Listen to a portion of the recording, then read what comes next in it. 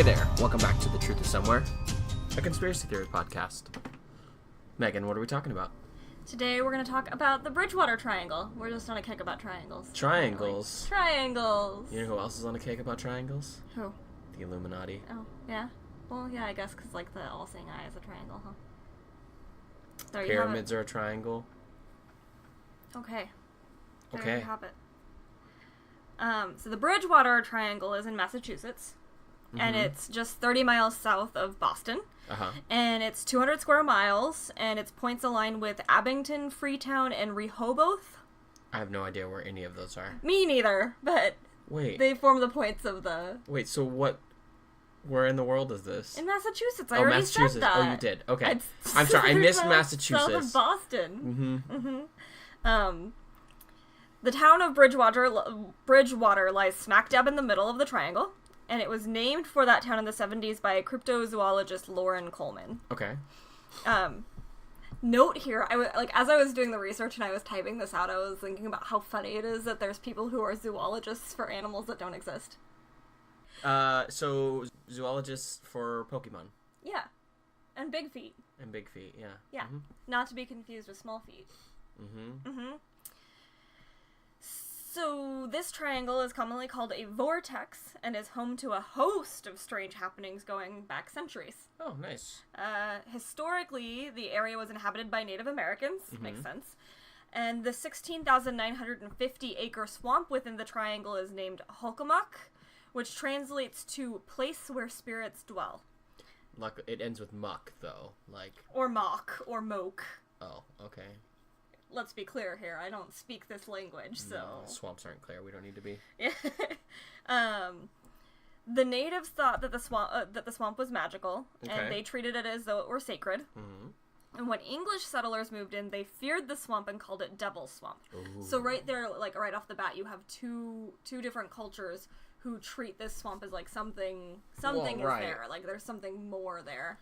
You know, and either it's spooky or it's spiritual, and that's fine. That could just be the Native Americans passing that on to the settlers. It could be. And you know, people back then were very, very superstitious. That's like, true. We have some superstitious people now, but like they got nothing. And it was like widely, like everyone was superstitious. Everybody was, because we didn't have science to say otherwise. So, I think that makes a lot of sense that there's still a triangle, a vortex there, because people believe there is, and that, you know, grandparents tell their children's children. You're already debunking it, and you haven't even heard anything about it. There we go. The truth is somewhere. Like, comment, subscribe. No, I didn't do all this research for absolutely nothing, you asshole.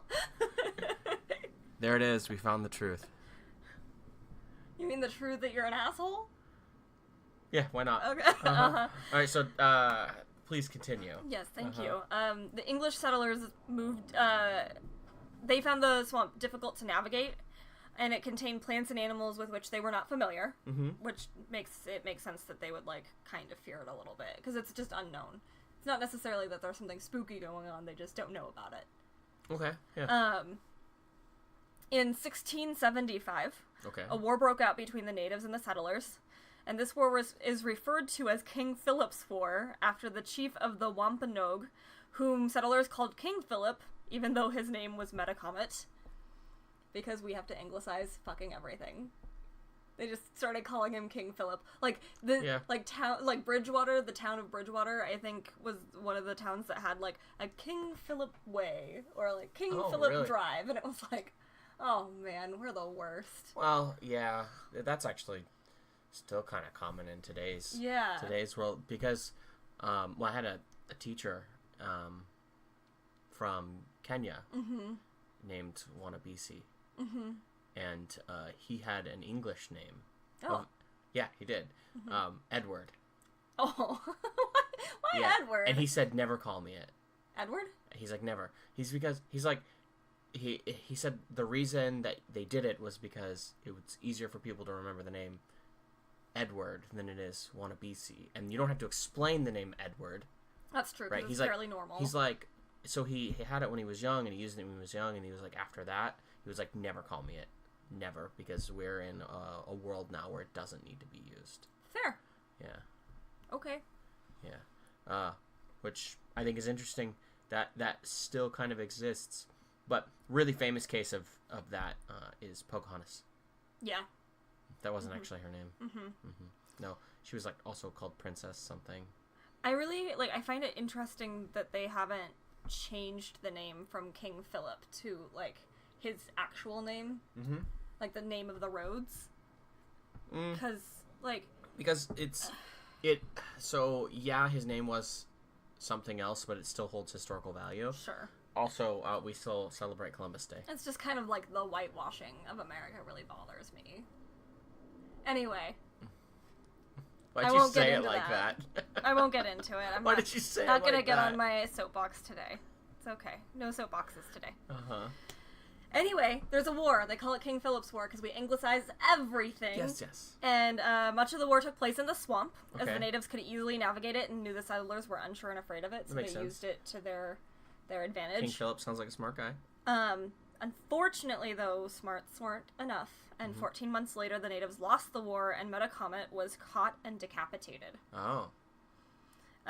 Today, people still find the swamp to be spiritually active and believe that those who died during the war haunt the swamp. Okay. And locals report feeling watched while in the swamp, hearing blood-curdling screams, and seeing ghostly apparitions of dancing natives and burning fires. Oh. Yeah. You think they have a mold problem in the swamp? Maybe. I mean, that would be a place that mold would like to grow. I would think. Yeah. It's wet and damp. Well, same word. Yeah. Same meaning, Would you like to explain why you're asking about mold? I mean, sure. They're starting to connect, some scientist somewhere, I don't know, it's been a long time since I read this, is starting to connect hallucinating in old houses to mold, because old houses tend to have mold in them, and lots of mold in them, because they're old. And mold finds a way to manage to grow everywhere, and the mold, as we breathe it in, causes minor hallucinations. Words are hard. Words are hard, yeah. Anyways, so you hear bumps, see things out of the corner of your eyes from these minor illusions, right? So, so that is actually a really big explanation for hauntings. And think this house is older haunted. houses are the ones that generally we would think being really haunted. Like really old houses. Yeah. Especially. And they're the ones that probably have the least amount of weather protection. So they're the ones to get the most amount of moisture. Yeah. They're the ones that are gonna. Also, with that on that note alone, old houses creak because wood changes size based on its temperature. So could explain a lot. Could explain why a door might swing open slightly because something shifted and caused the door to want to move that direction. To be clear, I hate this explanation because it's so fucking logical, but I believe in ghosts, and I think you guys already know that Corey absolutely does not believe in ghosts. I don't believe in conspiracies and stuff like that, but I definitely, I eat up the paranormal stuff. Yeah, I might not believe in ghosts, but I believe in healing crystals. No, you don't. No, I don't. Not even a little bit. No. But very science-minded you are. I am at least a little bit science-minded. Oh. Yep. Yeah, I don't know. I can't disprove it. I can't disprove that ghosts don't exist. I just choose to believe in what I can see and not necessarily disbelieve in the fact that spirits exist, but I'm not going to focus on believing in them until there's proof for me to believe in them. And someone might tell me, oh, they saw a ghost, and if I can explain it with my rational world knowledge, then you're sorry, gonna ruin it. Yep. I'm not gonna believe in it. I get it. If you stump me, then I might go, oh, you might have something, and I'm gonna try to look for answers. But I might go to my grave going, maybe that was something. Maybe it was something. Like it was actually something. Yeah. Yeah. So tell me about these ghosts in the swamps. Well, back to the triangle at hand. Okay. we're pretty much done with the ghosts for now. Oh. But strange animals appear to occupy the swamp along with the spirits. Thunderbirds are often sighted in the swamp. So thunderbirds are giant birds similar to condors that in some tribes are said to have great powers. Okay. So it's like a Native American kind of like folkloric, mythical beast. They aren't known to actually exist, but that doesn't stop people from seeing giant pterodactyl-like creatures in the swamp. Even Police Sergeant Thomas Downey claims to have seen a condor during a summer night around 2 a.m. in 1971. Okay. He was driving to his home in Easton, which lies on the edge of the swamp, when he saw an enormous bird-like creature that was over 6 feet tall and had an 8 to 12-foot wingspan. That's fucking big. 6 feet. That's huge. That's huge. Real fucking big. That is a big bird. I'm not even sure if that is bigger than Big Bird. Well, no, Big Bird's taller than 6 feet. But Big Bird has a little wingspan. Well, Big Bird's not a very good bird. He's like a penguin. Big Bird's like an ineffective bird. Or an ostrich. Or maybe like a chicken. A really big chicken. A real big chicken. Yeah. But that's a terrifying bird. I mean, did he see it fly? Did it say? No, it didn't say. Just that he, encountered it. And then he called the sighting into the Easton police, who searched high and low but never found the Thunderbird. No, what a surprise. Downey still stands by his story, though. And other people have reported seeing giant snakes that appear every 7 years. There's, this folklore there that these huge, monstrous snakes show up every 7 years. Nobody sees them except for every 7 years. In the 70s, local police officers even claimed that nothing surprised them out of the Bridgewater Triangle anymore, because just the week before someone had found an actual legitimate 8-foot boa constrictor and the police had no idea where it came from. Wow. So they're just that's crazy. Nothing surprises us. This shit comes out of here. We don't, we don't know. And every summer they have to deal with the bog donkeys. Yes, the bog donkeys. Yeah, bog donkeys. Yeah. So what else did they see other than 8-foot boa constrictors and the summer bog donkeys? Oh, Jesus. Our favorite cryptid, actually, Bigfoot. Oh. Yeah, Bigfoot likes to hang out in the Bridgewater Triangle. Swamp Thing. In 1970, reports of a 7-foot-tall hairy monster launched a search for a bear, along with footprints they had found, because the footprints were so big, they were like, it's gotta be a bear. Gotta be a bear. Though the police used dogs to track the creature, nothing was ever found, and to this day, Bigfoot is still often sighted in the area and appears to be very calm and as shy as ever. Of course. He's really good at avoiding cameras. So good. It's like his magic power. Yeah, his magic power is he's an alien and he gets in his UFO and goes away. Good thing that you just started talking about aliens, because that's the next thing on the list. I knew. It's like you predicted that. It's like... Are you actually a psychic? I'm actually an Illuminati. Oh, confirmed.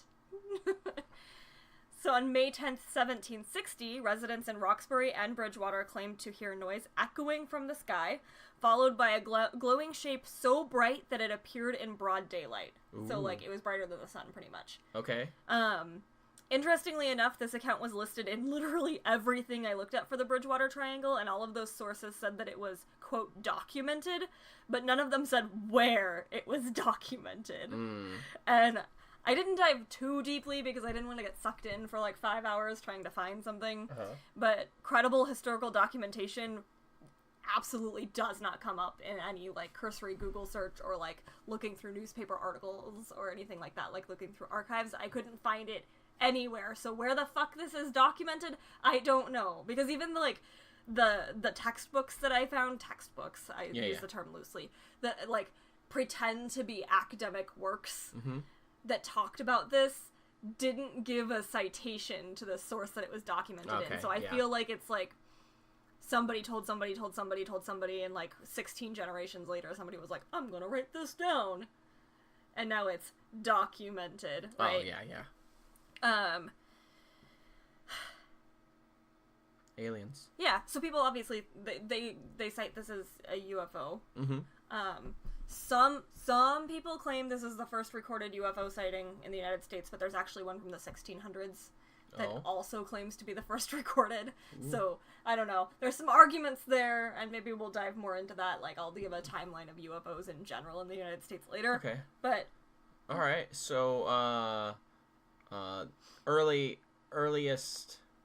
one of the earliest spottings. One of the earliest spottings of unidentified flying It was objects. probably a meteor. And when did they say this was? 1760. That's quite some time ago. That is. 1760. I believe that's before the Constitution. That's before we were America. Yeah, that's a fact. That's crazy. Mm-hmm. Yeah, that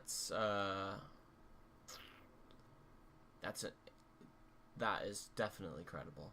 Oh yeah, I know. Mm-hmm. Well documented. Well documented. Like maybe on a stone. I don't know. It's on the back of the Constitution.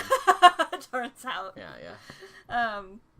On Halloween in 1908, newspapers reported another UFO sighting. John Flynn and Philip Prophet reported seeing a bright light in the sky shortly before 4 p.m. They claimed the light resembled a searchlight and was traveling quickly before it just disappeared. Okay. Newspapers reported that all of the balloons that had been in the air in Massachusetts were accounted for, and this sighting remained a mystery. Like weather balloons, essentially. Okay. So they were like, It's not a weather balloon. At this point, it's literally an unidentified flying object because nobody knows what it is. So, not UFO in the sense of like, aliens, but something that nobody knew what it was. And if the government knew what it was, they didn't own up to it. I mean, it could have been a weather balloon from somewhere else. Sure. That drifted in. And then traveled quickly away and disappeared? Yeah. Okay. I don't know. All right. I don't know. I actually did find a real newspaper article on this from the Lowell Sun, so that was pretty exciting. I was like... The Lowell, LOL? Lowell. Lowell Sun. So I was really, really excited. I was like, I found one! I found a real article! And then? That was it. I found a real article about this specifically. You were getting so excited about it. I was expecting the... No, I was just expecting excited, the roller coaster to especially after the last one where I was like, where is this documented? Okay. This doesn't exist. Like, this was actually a newspaper article. So that was exciting. Okay. That's all. Local news will write about anything. So we're going to fast forward roughly 90 years. Okay. And in 1994, a Bridgewater police officer claimed to see a, quote, triangular-shaped craft with red and white lights. And reporters and other witnesses have seen a pentagonal-shaped UFO. And, like, you can actually... So there's interviews with those reporters, like recent interviews with those reporters saying that they saw this shape. Like, lots of people have seen this shape. Okay. So there's definitely, like, something weird going on. Whether or not that's aliens, I don't know. But, like, maybe... I don't know. Maybe it's, like... The Canadians are testing some sort of aircraft and aren't owning up to it, for all I know. Maybe, but over Massachusetts seems a little crazy. And only Massachusetts is claiming to see it? Yeah, I don't know. Something more is going on, because lots of corroborated stories about this specific shape. Maybe it was people lighting those little candle lanterns up in the air, and from the right perspective, they made pentagons. Maybe. Who knows? Mm-hmm. Best part? Yeah. Even Ronald Reagan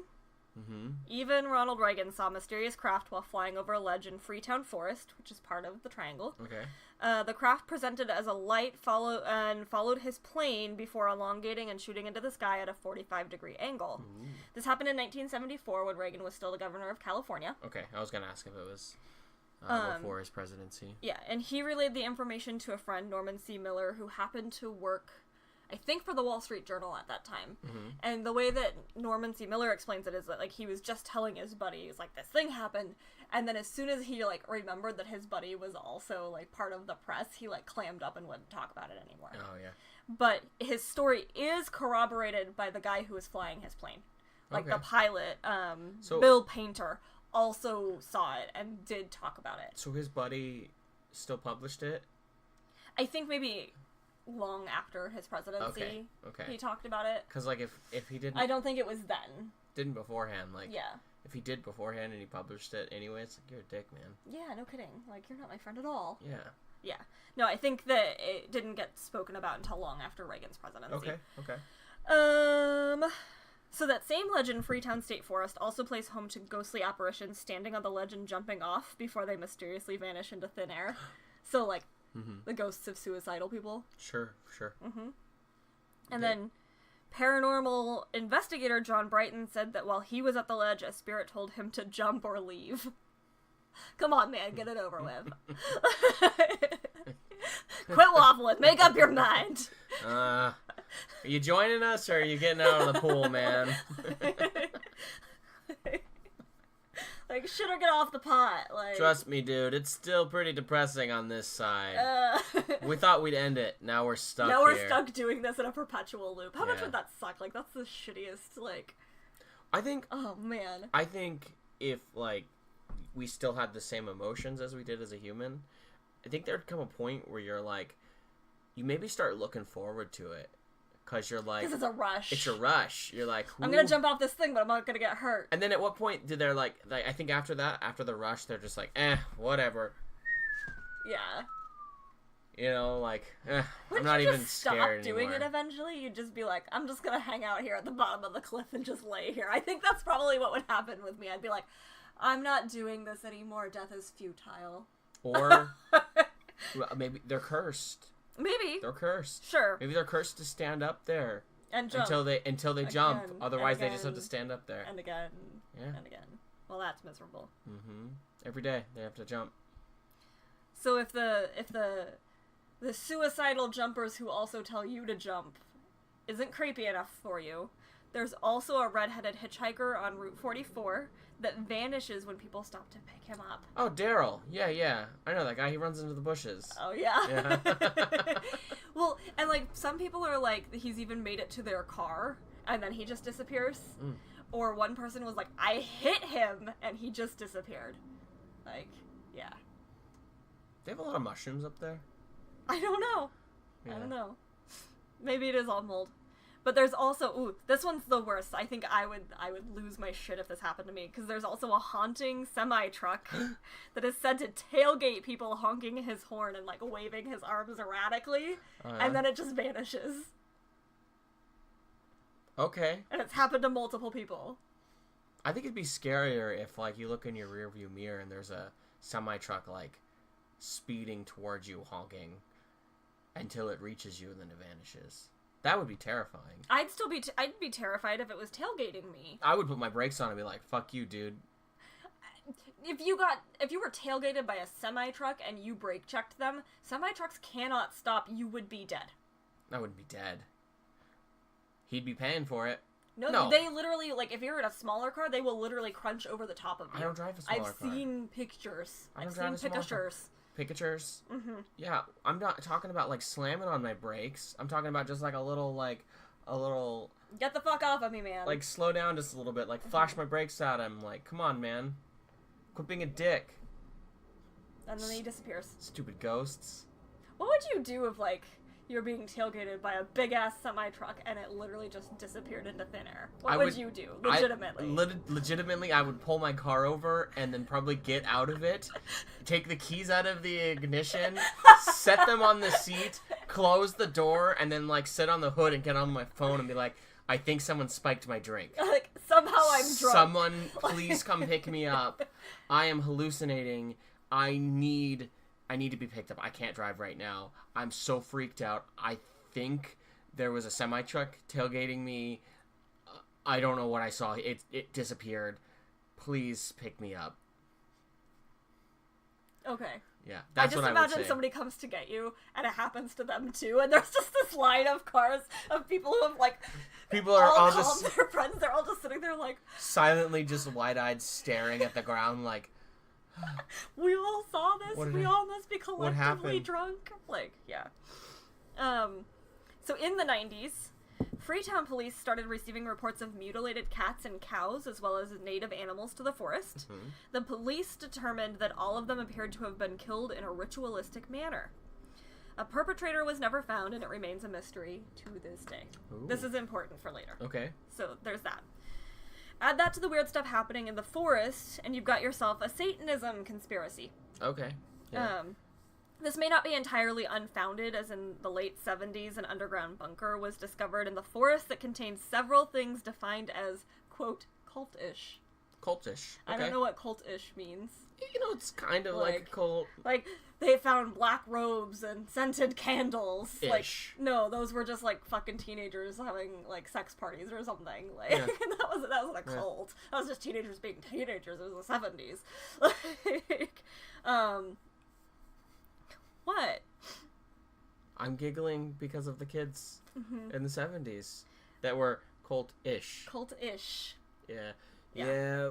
We're kind of dabbling with the whole cult thing. We're not like a full cult. We're just kind of like cult-ish, you know? We get drunk and pull out the Ouija board. Pull out the Ouija board. Yeah. Uh-huh. We get drunk and pull out the Ouija board and we ask it who I'm gonna marry someday. Ooh. Yeah. Death. So people believe the bunker was used to carry out rituals and possibly even human sacrifices. Oh, okay. So not so much getting drunk and asking Ouija boards who we're gonna marry. Who am I going to marry? Kill Sam. Oh, if I kill Sam, I'll find out. All right.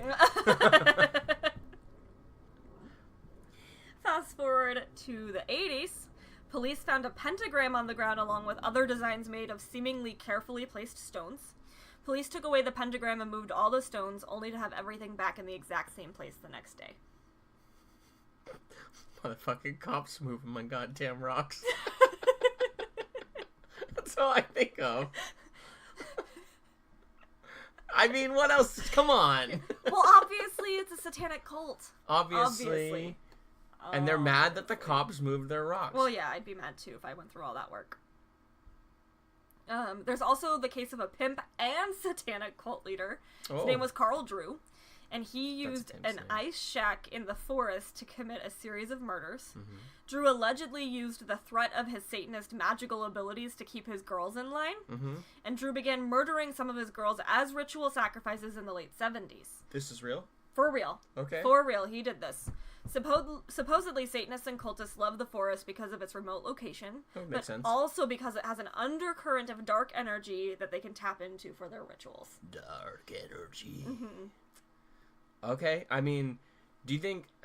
Okay, so I have this image in my head of, like, all these people wearing black robes, except for the pimp. And he has a cane, and bright purple with leopard print collar, big wide brim hat with a feather sticking out of it. No, I don't think so because he was a Satanist cult leader.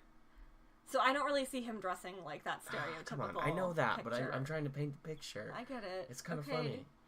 And he's like stabbing some girl in the chest, and there's like blood flying everywhere. But he's in his like comical purple, bell suit type thing. White bell bottoms. Oh, Jesus. Well, I don't know about a zoot suit, but yeah, I mean, okay, yeah, kind of. I can see that in a zoot suit the jaunty hat. Sure, yeah. Zoot suit as long as he's wearing bell bottoms. All right, because it's the 70s. I'll give it to you. Right, and his snakeskin boots. Oh, gross. Stabbing her with his cane. Oh, yeah. Oh, because it's probably one of those canes that comes apart with a knife inside of it. Yeah. This is a serious podcast. Yeah. I really should add dark humor as one of our tags. You should. We literally just talked about pimps doing ritual sacrifices. Satanist cult leader pimps. As you shake your head and put your hand on your forehead. I'm so ashamed. Except I'm not. I'm not ashamed. Like, this is the shit that we, like, laugh about. I mean, sometimes things get heavy enough that, like, you can't do anything but laugh. Like, you have to, and you have to make a joke out of it. You're absolutely right. And that's, like, this guy was fucking nuts. And he literally ritually sacrificed women who worked for him, probably not of their own volition, he was probably feeding like cocaine and heroin to keep them like coming back because now they're addicted and they have nowhere else to go, and now he's fucking ritually like sacrificing them because he's a nut job. That's really heavy, and that's really difficult to deal with, and it's much easier to deal with if you imagine him with his jaunty hat and his white bell bottoms. Yeah. There you have it. But also, fuck that douchebag, because he actually did the thing. Yeah, pretty horrible dude. So the forest is also home to a host of brutal murders. So other than just, this crazy asshole ritually sacrificing his horse, it's host to lots of brutal murders, disappearances, and unsolved crimes. Okay. One of the most famous crimes was the 1978 murder of 15-year-old Mary Lou Aruda, who was found tied to a tree in the forest. Oh. Yeah. I won't get too into detail about what happened to her, but she got kidnapped and tied, brutally molested and beaten, tied to a tree. Too bad. And the guy choked her. Essentially, what they think happened is he choked her until she passed out, and then she was likely alive, but she sagged and asphyxiated herself on what she was tied to the tree with. Sure. So, if you want to hear all about that case, and actually how I ended up finding out about the Bridgewater Triangle was from another podcast. It's a much bigger podcast. Everybody's already probably heard of it, but it's called Small Town Murder. And I'm way behind the times because this is over a year ago they covered this story. Sure. But they were talking about her, and they happened to bring up the Bridgewater Triangle. They don't talk about cryptids and conspiracies or anything like that. They just talk about murder. But it piqued my interest, obviously, as I was listening to it, because I have a bone for true crime. I love true crime. And so when they brought it up, I was like, writing that down. I'm gonna research it. Anyway, can't recommend that podcast enough. You can go listen to the one about Maria Lou Aruda. I think it was episode 2. So, really good podcast, really good episode. There you have it. In 2015, so even more recent stuff. Okay. The bodies of 2 women were found in the woods, and their murders appeared to also be ritualistic in nature. So, it's not I don't know if it draws Satanists because it drew Satanists. Because, it's a remote location, so, people, and, I want to use the term Satanist really loosely here, because I understand that people who actually, practice Satanism, aren't these crazy ritual sacrifice, kill the virgin kind of people. I get that, this is a legitimate religion that doesn't preach this kind of stuff, but it's, I guess we can just call them cultists, because we don't have another word for it, because this is what people call it. Sure. They call it Satanism. It's not, it's a cult, it's whatever it is. Because of the roots of Christianity in this country, that's why it commonly just gets that. Yeah, so I'm using the term Satanism because it's the term that's used most widely. It's the term that's going to be the most easily understood when I use it, but I'm also making it very clear that I don't necessarily believe that these people were actually practicing Satanists. Sure. Makes sense. Weird, cult, crazy people. That's what we need to know. So, I don't know if it was that initially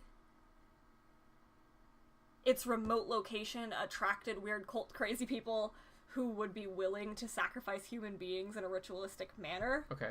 And then because it had already happened, more weird, cult, crazy people just happened to flock there to do it. I think that kind of makes sense. And then I also don't know, if they're happening in this triangle at a higher incident than they're happening outside of the triangle.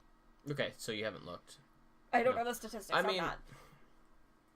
I'd be willing to bet that because it has gained popularity and it's the Bridgewater Triangle, and now it's got this dark undercurrent of energy and it'll help you commit your rituals and blah blah blah blah blah blah blah blah. There are insane people in there twisted. It seems like there could be a good argument that it happens more here just because they're attracted to that area because it is so popular now. I mean, I kind of agree there's a good chance of that because Seattle is the suicide capital, and a lot of that is theorized to be, one, it's partially theorized to be because of the weather, but it's also theorized to be because it is more of a fad here. Yeah.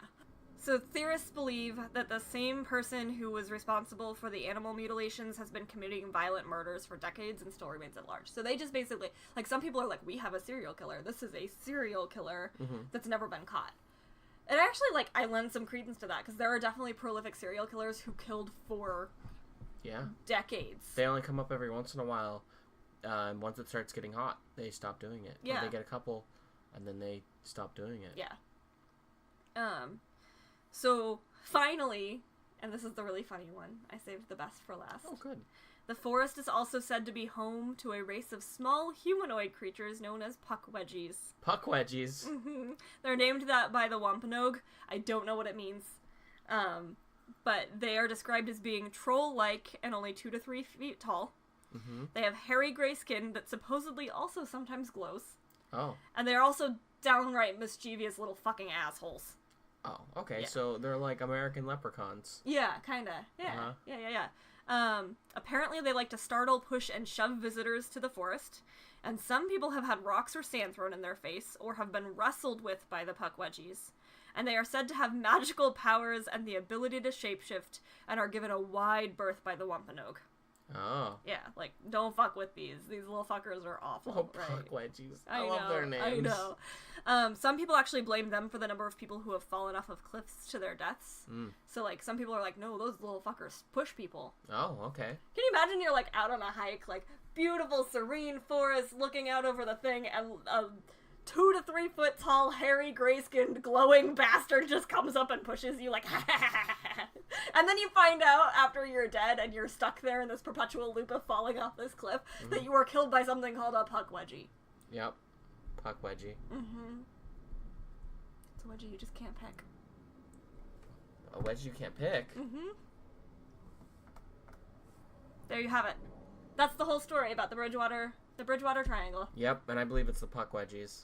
You believe it's the pukwedgies? Absolutely. No, I think that you shouldn't fuck with Native American sacred areas. I think that. I really, truly believe that. Because Native Americans are going to fuck with you. Deeply.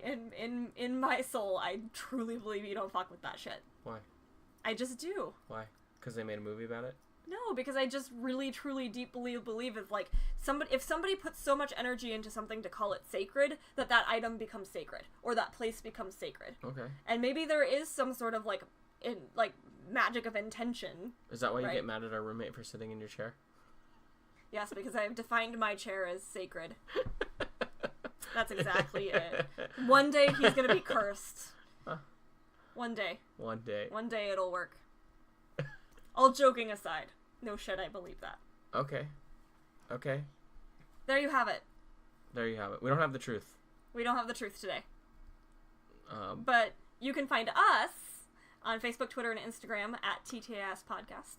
If you like what we're doing, you want to help us out, you can review, and subscribe over on iTunes, Stitcher, wherever it is that you can write a review and say nice things. It really does help on iTunes. I know their algorithm is a big deal. Like, if people review and they say nice things, it helps more people find the podcast. So if you want to help us out that way, we'd really appreciate it. If you really like what we're doing, you can find us over on Patreon, also at TTIS Podcast. You get videos and cool extra merch that other people don't get. You get bloopers, bonus content, that kind of stuff. I think stickers are coming around soon, right? Yes, stickers are coming around soon. I already have them in stock. I just have to mail them out. Heck yeah. So stickers are here. Get on that bandwagon now. And if you'd like, you have comments, questions, concerns, you can email us at thetruthissomewherepodcast@gmail.com. You can find show notes and anything else important on our website at thetruthissomewhere.com. .com. Thanks, guys.